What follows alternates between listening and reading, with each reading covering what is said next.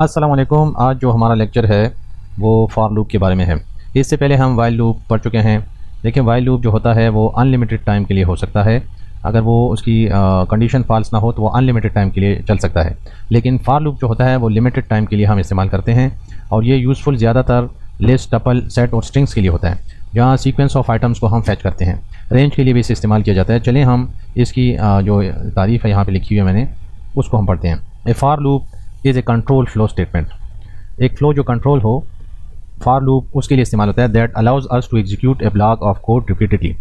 जो कंडीशन के नीचे फॉर लूप में चलता है एक ब्लॉक ऑफ कोड, वो एक लिमिटेड टाइम के लिए चलता है और उसमें हम या रेंज देते हैं या लिस्ट देते हैं या टपल लेते हैं, तो इसके लिए रिपीटेडली चलता है। इसी तरह in Python we can use a for loop to iterate over a sequence of elements such as a list, tuple, dictionary, set और स्ट्रिंग। तो हम फॉर लूप को जो चलाते हैं और इटरेट करते हैं तो वो सीक्वेंस ऑफ एलिमेंट्स, जैसे एक नाम हो गया या लिस्ट में मुख्तलिफ नाम हो गए, या टपल भी लिस्ट की तरह ही होते हैं जिसमें हम वैल्यूज़ को चेंज नहीं कर सकते, और डिक्शनरी या सेट या स्ट्रिंग के लिए, जैसे एक अली कोड हो गया स्ट्रिंग, इसके लिए हम इस्तेमाल कर सकते हैं। लेकिन सबसे पहले हम फॉर लूप लिखेंगे और फिर इंडेक्स के लिए हम आई इस्तेमाल करते हैं और इन, तो यहाँ पे हम दे देते हैं एक नाम स्ट्रिंग। फॉर लूप स्ट्रिंग के लिए इस्तेमाल किया जा सकता है। देखिए, जैसे पहले मैंने डिफिनीशन में कहा, और फिर मैं दूँ प्रिंट आई। तो ये स्ट्रिंग की एक एक जो वैल्यू है, ये एक एक कैरेक्टर जो है वो इस आई में सेव होगा और फिर प्रिंट होगा। मैं इस प्रोग्राम को रन कर देता हूँ यहाँ से। देखें, वहीद, WAHEED, ये एक एक जो कैरेक्टर है वो ये इंडेक्स में सेव हुआ और फिर यहाँ पर प्रिंट हुआ।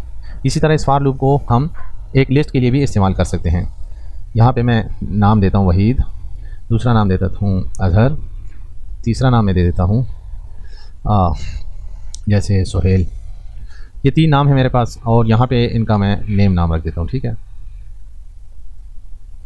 तो ये एक एक नाम इस लिस्ट का इसमें सेव हो जाता है। हर वक्त, हर दफ़ा जब इटरेट होगा तो वो हमारे सामने प्रिंट होके आएगा। देखें, वहीद, अजहर एंड सोहेल।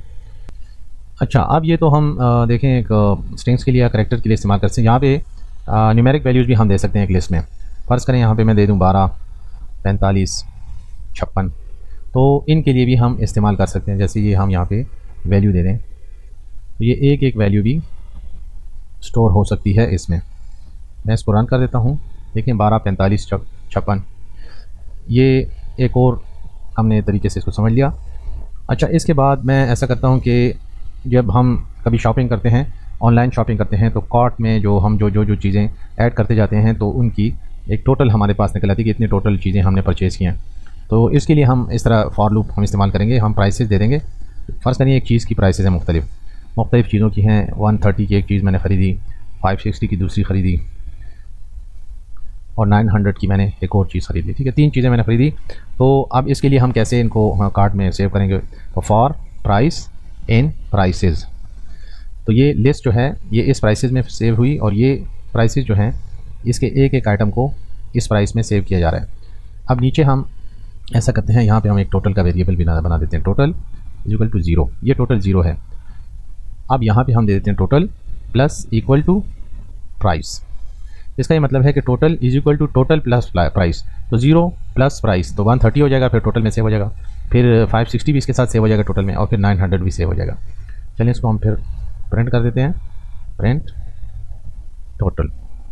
इस प्रोग्राम को रन करते हैं, हमारे पास वैल्यू निकल आई 1590। तो इस तरह एक चीज़ की लिस्ट की वैल्यूज़ को हम फॉर लूप के थ्रू प्लस भी कर सकते हैं सारी वैल्यूज़ को, ठीक है। अब फॉर लूप को मैं मज़ीद आपके सामने एक्सप्लेन कर देता हूँ। फ़र्ज़ करें मैं ये सारी चीज़ें मिटा देता हूँ यहाँ से, और यहाँ पे ऐसा है कि 1 लिखा हुआ है, 2 लिखा हुआ है, 3 लिखा हुआ है, 4 लिखा हुआ है, 5 लिखा हुआ है, 6। तो कब तक मैं ये लिखता जाऊँगा और मुझे वैल्यूज़ बहुत सी यहाँ पे रिक्वायर्ड हैं, और मैं फिर फॉर लूप के थ्रू इसको फैच करना चाहता हूँ इन प्राइसेस को। तो प्रिंट करता हूँ मैं यहाँ पे प्राइस, ठीक है। अब देखें 1, 2, 3, 4, 5, 6, तो इतनी बड़ी लिस्ट कहाँ तक लिस्ट होगी? इसके लिए फिर हम ऐसा करते हैं कि एक रेंज का फंक्शन हमने वो इस प्रोग्राम में वो किया हुआ है कि फॉर लूप में हम रेंज इस्तेमाल करते हैं। जैसे यहाँ पे फॉर आई इंडेक्स के लिए इस्तेमाल होता है, आई इन रेंज 10 मैं यहाँ पे देता हूँ और यहाँ पे आई को मैं प्रिंट कर देता हूँ। जब इस प्रोग्राम को मैं रन करूँगा तो देखिए ये 0 से शुरू होता है, इसलिए कि इंडेक्स पहले 0 पे होती है, कंप्यूटर 0 ही लेता है पहले। तो ये एक्सक्लूसिव है, ये नहीं इंक्लूड होगा ये 10।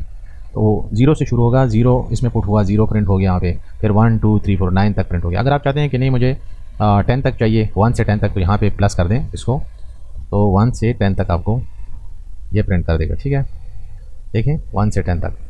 अच्छा, रेंज का ये रेंज की आपको समझ में आ गई होगी। अब मैं कहता हूँ कि नहीं मुझे 1 से 10 नहीं चाहिए, मुझे ऐसी रेंज चाहिए कि 50 से 100 तक मुझे डिजिट्स चाहिए, और 50 से 100।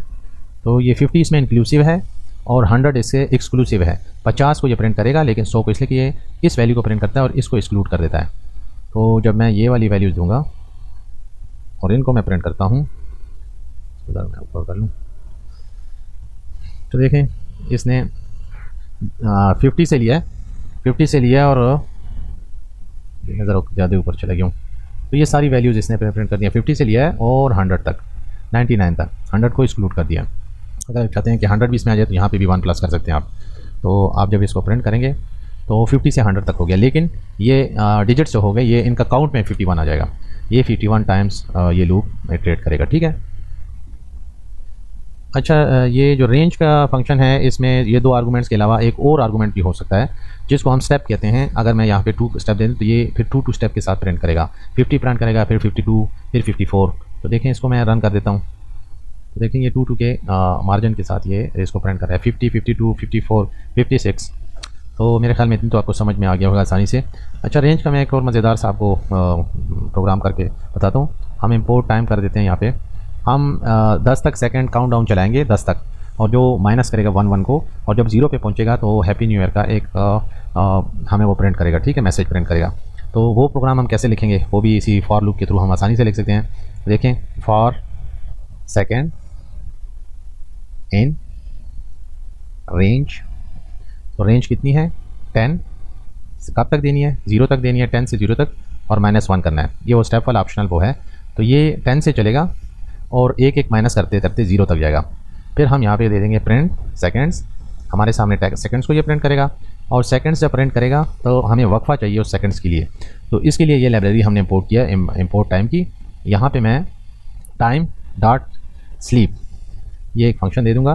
तो ये यहाँ पे जितने सेकंड मैं दूँ, अगर 1 सेकंड दे दूँ तो 1 सेकंड का ये वक्फा देगा, और इसको फिर यहाँ पे हम दे देते हैं एक सेकंड का वक्फा देके वो करेगा, सेकंड्स को प्रिंट करेगा, और आखिर में हमें ये मैसेज जो सा मैसेज भी देना चाहते हैं, हैप्पी न्यू ईयर, इसको मैं CLS कर दूं ताकि प्रोग्राम आपको अच्छी तरह समझ में आ जाए। तो 10 9 8 7 6 5 4 3 2 1 हैप्पी न्यू ईयर। तो ये एक मज़ेदार सा प्रोग्राम आखिर में हमने कर दिया। उम्मीद है आपको ये फॉर लूप अच्छी तरीके से समझ में आ गया होगा। मज़ीद लेक्चर के लिए जुड़े रहिए, मेरे चैनल को सब्सक्राइब कीजिए और बेल आइकॉन को प्रेस कीजिए। शुक्रिया।